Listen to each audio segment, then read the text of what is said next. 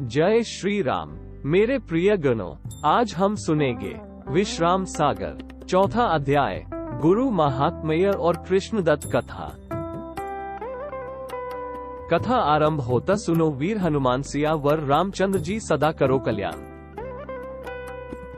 चौथा अध्याय, गुरु महात्म्य और कृष्णदत्त कथा।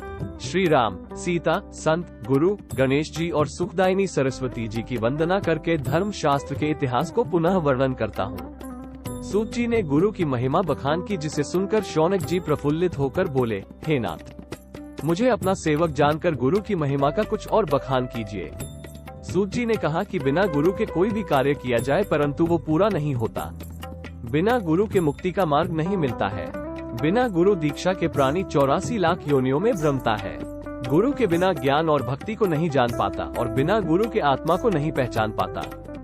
गुरु दीक्षा के बिना जप, तप और हवन आदि क्रियाएं वैसे ही निष्फल हो जाती है जैसे पत्थर में बोया हुआ बीज नहीं उगता और परिश्रम व्यर्थ हो जाता है। इस पर मैं एक सुंदर और पुराना इतिहास कहता हूँ। अवध से 4 योजन दूर एक बहुत ही अच्छा नगर था। उसी नगर में कृष्णदत्त नाम का एक ब्राह्मण निवास करता था। उसकी पत्नी का नाम सुंदरी था। वो नित्य प्रति बहुत दान करती थी। उसके द्वार से कोई अतिथि निराश होकर नहीं जाता था। हीरा और स्वर्ण आदि नाना प्रकार के पदार्थ वेद के विधानानुसार ब्राह्मणों को दान करती थी। भोजन, वस्त्र, हाथी, घोड़ा, मिष्ठान और ओढ़ने बिछाने की वस्तुएं वो श्रद्धापूर्वक दान किया करती थी। एक दिन वो द्विजश्रेष्ठ किसी गांव को गए हुए थे और उनकी पत्नी सुंदरी अपने घर में थी। उसी दिन उस नगर में नारद जी हाथ में वीणा लिए और मस्तक पर तिलक लगाए हुए आए। वो हर्षित मन से राम गुण गाते हुए उसके द्वार के सामने से होकर निकले। ऋषि को देखकर सुंदरी उठकर दौड़ी और उनकी बहुत विनती करके उन्हें अपने घर ले आई। फिर उसने नारद जी को उच्चासन पर बैठाकर सोने के थाल में चरण धोए। कुछ चरणामृत उसने पान कर लिया और कुछ घर भर में छिड़क दिया। फिर अपने को बड़ी भाग्यशालिनी समझते हुए उसने मुनि की धूप दीप से आरती उतारी। सुंदरी ने मुनि की आज्ञा लेकर रसोई बनाई और नारद जी से भोग लगाने की प्रार्थना की। तब नारद जी ने जाकर भोजन किया और आचमन करके पुनः आसन पर विराजमान हुए। तब सुंदरी उनसे वार्तालाप करने लगी। उसका अनुराग देखकर नारद जी बोले, तुम्हारे माता पिता धन्य हैं जिनकी कोख से तुमने जन्म लिया है। हरिभक्तों की सेवा में अनुराग बढ़ाकर तुम्हारा नर्तनु पाना सफल हो गया। तुम्हारे गुरुदेव धन्य हैं जिन्होंने सुखदायी साधु सेवा में तुम्हें दृढ़ता प्रदान की। ये सुनकर ब्राह्मण की स्त्री बोली कि मेरे तो गुरु है ही नहीं। मैं तो अपने मन से भूखे प्राणी को देखकर भोजन देती हूँ। सुंदरी के ऐसे वचन सुनकर नारद मुनि ने तुरंत खाया हुआ भोजन वमन कर दिया। ये देख सुंदरी डरकर बोली कि हे नाथ, किस दोष के कारण आपने भोजन वमन कर दिया। मुनि ने कहा कि जो वैष्णव जन अवैष्णव के घर भोजन करे या जल भी बिना जाने पी ले तो उसका प्रायश्चित इस भांति बताया गया है कि वो चंद्रायन व्रत करे, तभी इस पाप से मुक्ति मिलेगी, अन्यथा उसके सभी इच्छा पूर्ति करने वाले पुण्य निष्फल हो जाएंगे। इसमें झूठ नहीं है। इससे भी अधिक उसको, वैष्णव को, पाप होता है यदि वो अदीक्षित मनुष्य का छुआ हुआ भोजन करे। इससे अधिक नीच कर्म दूसरा नहीं है जो बुद्धि को भ्रष्ट करके अज्ञान बना देता है। हे सुंदरी, अनजाने में तेरा छुआ भोजन कर लेने से मेरा ज्ञान नष्ट हो गया, इस कारण मुझे वमन करना पड़ा। मुनि के वचन सुनकर सुंदरी ने मन में विचार किया कि मैंने कितने अधिक धर्म कार्य किए, नाना प्रकार के दान दिए, कितने ही व्रत किए और कितनी ही तीर्थ यात्राएं की, कितनी ही गौओं की सींगें सोने से मढ़ाकर वित्रों को दान दिया। मैं यह नहीं जानती थी कि बिना गुरु किए ये सब धर्म कार्य व्यर्थ हो जाते हैं। इसलिए हे मुनिराज, अब दया करके विलम्ब न कीजिए। हे प्रभु, मुझे राम का मंत्र दीजिए। उसकी ऐसी प्रीति देखकर मुनि ने कहा, पहले जाकर स्नान कराओ। सुंदरी ने उक्तिपूर्ण वचन कहे। जब ये जीव हरि की शरण में जाता है तो यमगण आकर उसके कुटुंबियों को घेर लेते हैं, अर्थात उसे भ्रम में डाल देते हैं। पुत्र, पिता और माता कहते हैं कि हमारे घर में भक्ति नहीं फलती है। कोई कहता है कि अभी सांसारिक सुख भोग लो, बुढ़ापे में हरि भजन कर लेना। ऐसे भ्रमपूर्ण उपदेशों को जो मान लेते हैं, उनकी जब अचानक मृत्यु हो जाती है तब उनके पुत्र पुत्री और पत्नी आदि अपने स्वार्थ के लिए रोते हैं। उसके, मृतक के लिए कोई नामात्र की चिंता नहीं करता कि हरि विमुख होने के कारण वो कैसे कैसे दुख भोगेगा। इसलिए हे प्रभु, मैं स्नान करने नहीं जाऊंगी क्योंकि लोग ये सुनकर कि मैं दीक्षित होने जा रही हूँ मुझे भ्रम में डाल देंगे।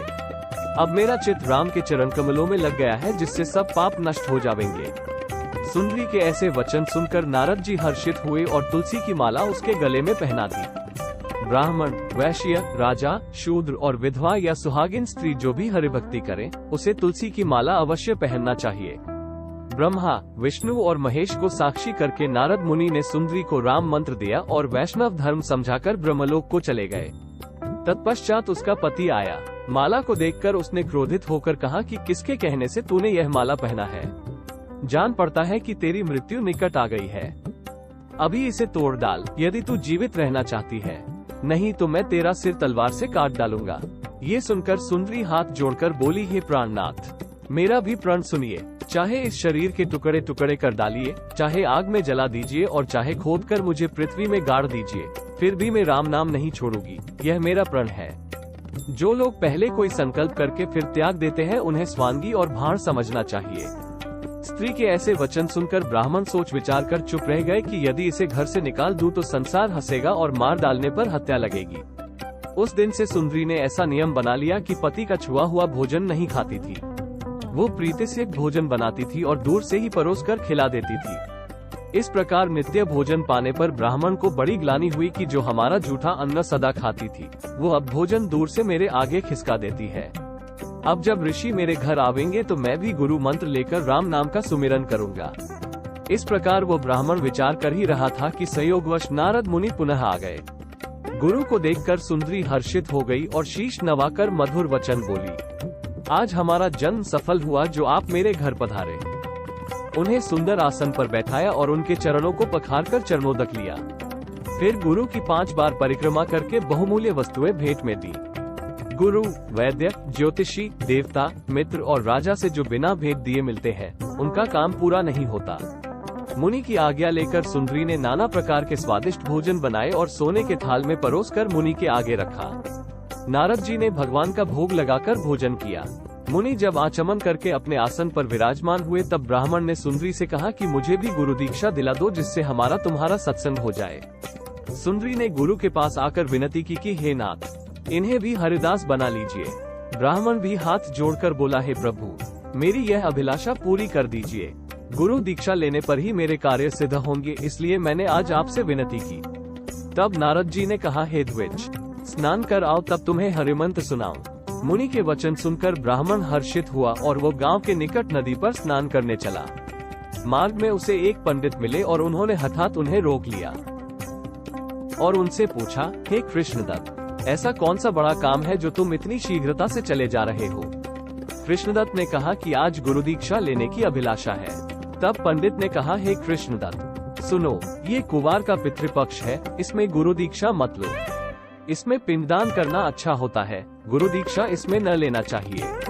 कार्तिक माह का शुक्ल पक्ष शुभ होता है, उसी समय तुम गुरु मंत्र ले लेना। पंडित के यह वचन सुनकर कृष्णदत्त का चित्त भ्रम में पड़ गया और वो तुरंत ही नारद जी के पास लौट आया। उसने कहा, हे प्रभु, कुवार का महीना बीत जाने दीजिए, कार्तिक शुक्ल पूर्णिमा को दीक्षा दीजिएगा। ये सुनकर नारद जी ब्रह्मलोक को चले गए और ब्राह्मण कार्तिक माह की प्रतीक्षा करने लगे, किंतु वह समय न आ सका और बीच में ही दोनों की मृत्यु हो गई। पर्वत के समान एक पल की तो खबर नहीं कि पल भर में क्या से क्या हो जाएगा। मनुष्य आगे की आस लगाता है, ये देखकर काल मुख मोड़कर हंसता है।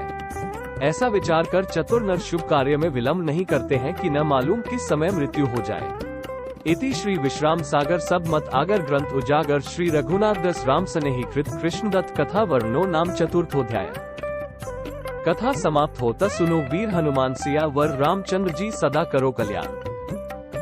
मेरे प्रिय गणों, आपको चौथा अध्याय गुरु महात्म्य और कृष्णदत्त कथा अच्छा लगा हो तो 5वां अध्याय पुनः कृष्णदत्त कथा सुनने के लिए कृपया हमारे YouTube channel blessing of dreams को सब्सक्राइब करके बेल नोटिफिकेशन को ऑन कर ले।